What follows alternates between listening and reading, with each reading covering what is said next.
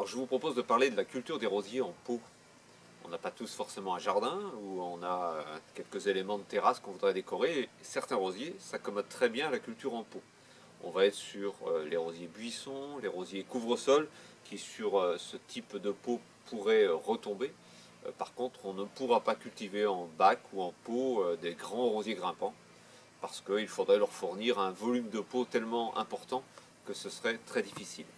Donc on va au minimum fournir ce type de pot profond, 30-40 cm de profondeur, c'est à peu près l'idéal pour cultiver un rosier en bac.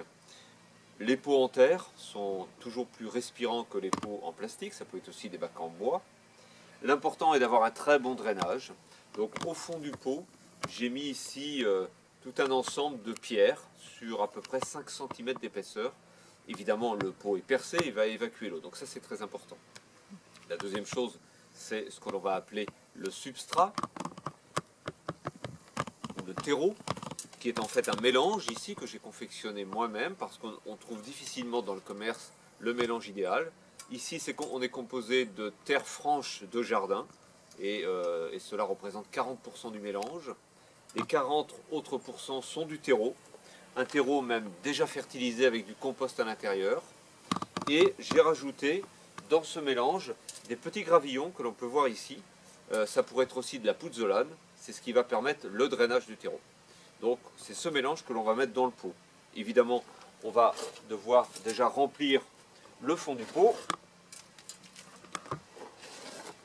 Et cela évidemment dépendant de la taille du rosier que l'on va mettre dedans.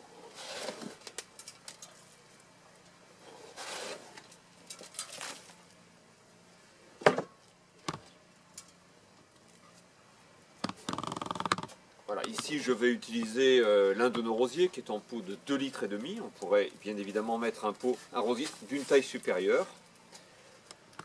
Donc sur ce type de rosier en motte, avec toujours notre bon enracinement vertical, il n'est absolument pas nécessaire de casser la motte.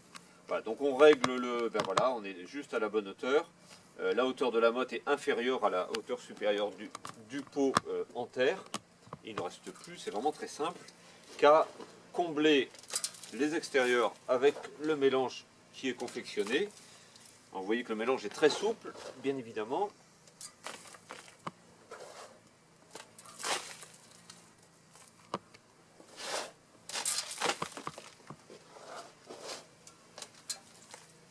Alors, on tasse un petit peu avant de finir de mettre complètement le substrat.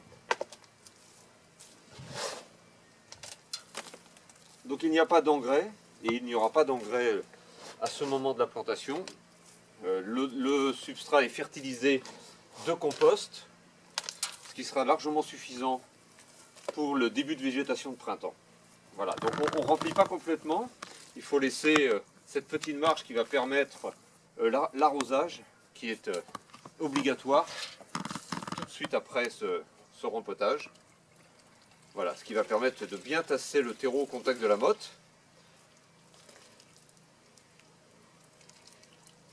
Voilà, on va laisser l'eau pénétrer. L'arrosage sera la chose la plus délicate dans le contrôle pour la vie de ce rosier. L'excès d'eau dans un pot est redoutable pour un rosier. Là, on a fait un très bon drainage qui doit normalement éviter l'excès d'eau. Et en termes d'arrosage, on sera entre 1 à 3 fois semaine, selon le stade du rosier, de floraison et les périodes et la chaleur. Mais on n'excédera jamais 3 fois par semaine. Ensuite, l'entretien, c'est des apports fertilisants réguliers. Le mieux est d'utiliser notre engrais liquide qui peut être apporté par voie d'arrosage environ 1 fois par mois, et comme ça vous stimulez une très belle floraison sur ce type de rosier en pot. Voilà. Pour l'exemple, c'est Marie Curie qui vient d'être empotée.